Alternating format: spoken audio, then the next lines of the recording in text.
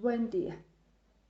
Acorde a lo establecido en el portafolio número 1 de la asignatura Procesos Democráticos, expondremos el análisis realizado sobre la temática del plebiscito del año 1957.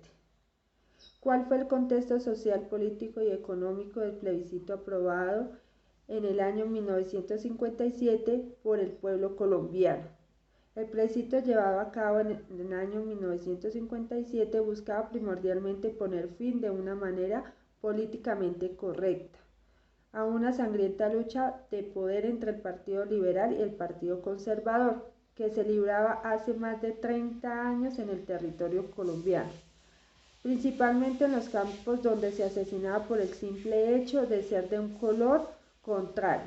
Para este año se encontraba como presidente el general Gustavo Rojas Pinilla, quien se habría tomado el poder en el año 1957, estableciendo una dictadura, pese a la cual se llevaron a cabo avances muy significativos en la infraestructura de nuestro país. Impuso la vivienda popular, la casa campesina, el seguro campesino y la bolsa de empleo. Veló por los derechos indígenas y su integración al Estado. Gracias a él también se generaron ingresos por la bonanza económica que vivió el país. En este gobierno sobresale el derecho al voto de las mujeres, pero como dictador militar que era, censuró la libertad de prensa, entre otras. El 1 de diciembre de 1957 el pueblo colombiano acude de manera masiva para dar respuesta en las urnas ante el llamado de los partidos políticos y la clase dirigente de nuestro país para responder en principio si estaban de acuerdo con lo que llegaríamos a conocer como el Frente Nacional, en donde se llamaba la paz luego de la guerra enconada por los colores de los partidos tradicionales, liberal y conservador, a costa de entregar al país para ser gobernado cada 4 años por uno de estos partidos políticos, lo cual a las claras representó la perpetuación en el poder de los caciques políticos de nuestro país, que si bien hoy en día existen múltiples partidos políticos, dejando aparentemente en un segundo renglón a estos grupos que dieron origen a toda nuestra cruda realidad, en unos escenarios políticos completamente sectorizados y polarizados. Siguen estando vigentes tras bambalinas, aparentemente con otros nombres y colores. Quizás por eso ese sí fue un plebiscito, porque en el fondo se le preguntaba a la gente que si quería o no la paz. Aunque el texto de la votación tuviera 14 artículos de una gran complejidad política y jurídica, en los que se hablaba no solo de la mecánica del Frente Nacional, sino también de la igualdad de derechos entre hombres y mujeres. Gracias. A continuación, mi compañera expondrá la siguiente pregunta. En el plebiscito tenemos que remontarnos al año 1953, donde el general Rojas Pinilla asume la presidencia. Y pues en ese momento el país pasaba por violencia política y conflictos entre liberales y conservadores. Hubo un golpe de Estado donde fue llamado un golpe de opinión y él fue el presidente de nuestro país. Sin embargo, se vio mucha corrupción y esto lo aprovechó tanto liberales y conservadores para salir junto al pueblo a marchar en protestas contra el general Rojas Pinilla, líder de este Frente Nacional, y fue una conspiración entre militares.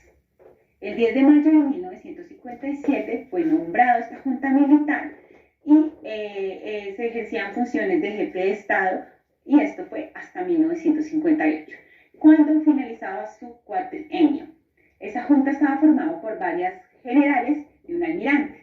El nombramiento de la junta se produjo debido a la presión de todo lo que tenía para tener que renunciar. En ese momento llega Laureano Gómez y Alberto Lleras Camargo. Laureano Gómez y Alberto Lleras son dos contendientes políticos que acordaron una propuesta para poner fin a la dictadura de Rojas Pinilla y lograr una mayor participación equitativa entre liberales y conservadores en el poder. Alberto Lleras Camargo fue elegido como presidente de la República en los inicios del Frente Nacional y se convirtió en un objetivo de las conspiraciones para poder derrocarlo. Y ahí fue que se fue involucrada la Corte Suprema de Justicia, donde desempeñó un papel muy importante para demostrar la inocencia de las acusaciones que les presentaban a Alberto Lleras Camargo. En este momento, el Frente Nacional, que fue entre 1953 y 1958, fue siempre por gobiernos militares en un periodo de violencia que ya había mencionado. Hubo una crisis en el Frente Nacional que fue especialmente de sectores políticos que siempre argumentaban que este frente excluía a otras fuerzas políticas y limitaba la participación de la oposición. Algunos de estos críticos provenían de la izquierda. Y aquí llega nuestro famoso plebiscito. En 1957, para consolidar el Frente Nacional, se convocó un plebiscito en diciembre de 1957. La votación en el plebiscito fue abrumadoramente a favor del Frente Nacional, con una mayoría aplastante de votos a favor. Como resultado del plebiscito, se convocaron elecciones de marzo de 1958 para elegir miembros del Congreso, consejos y asambleas departamentales. Esto marcó el inicio del periodo del Frente Nacional, en que los dos partidos alternarían en el poder cada 4 años. Hubo fin de la dictadura y promesas de elecciones. La Junta Militar del Gobierno prometió que entregaría el poder en un plazo máximo de un año y que se celebrarían elecciones presidenciales en mayo de 1958 para restaurar el gobierno civil y la democracia. Antes de los eventos del 58 existían conspiraciones que buscaban el retorno de Gustavo Rojas Pinilla. Esta conspiración involucraba tanto a militares como a políticos y se gestaron desde tiempos atrás. Los ciudadanos de Colombia que participaron en el plebiscito fueron actores claves. Fueron quienes votaron y decidieron si apoyaban o no el establecimiento del Frente Nacional, un acuerdo político entre los partidos liberales y conservadores. Estos dos partidos tradicionales fueron actores fundamentales de la implementación del Frente Nacional. A través de este acuerdo compartieron el poder de manera alternada durante un periodo determinado. Alberto Lleras, en el momento del plebiscito y durante gran parte del periodo del Frente Nacional, fue el presidente de Colombia. Era líder del Partido Liberal y desempeñó un papel central en la implementación del acuerdo. Hubo gran participación de otros políticos y militares, donde conspiraron contra el gobierno de Alberto Rojas Pinilla, lo que indicaba la división y rivalidades políticas en este periodo. Podemos ver los actores muy claros como son. Inicialmente en el plebiscito, pues los ciudadanos fueron quienes votaron por esto, pero también vemos involucrados a Alberto Lleras Camargo, a Laureano Gómez, incluso a General Rojas Pinilla, porque en esa época quería volver a la presidencia, los militares, generales, todo eso que se generó en el Frente Nacional fueron los principales actores para el plebiscito. Voy a hablar de los principales cambios sociales y políticos que trajo consigo el plebiscito de 1957. Vamos a arrancar con los cambios sociales. El impacto más relevante de este plebiscito es que las mujeres acudían por primera vez a las urnas a ejercer su derecho al voto, demostrando una amplia mayoría del 41% por encima de los hombres para su momento. Otro cambio es que este plebiscito buscaba apoyar la reforma agraria, buscaba también una reforma a la educación pública, también buscaba programas para la reinserción de los guerrilleros que firmaron la paz. Igual con este plebiscito llega la modernización del Estado con una reforma agraria más acorde para las necesidades del campesinado. También buscaba el mercado libre de divisas y regular la inversión extranjera en nuestro país. Como cambios políticos podemos destacar que se buscaba el fin de la violencia bipartidista para este momento, pero pues no se logró, y lo que aparece es la creación de las guerrillas como el M-19, el ELN y las FARC.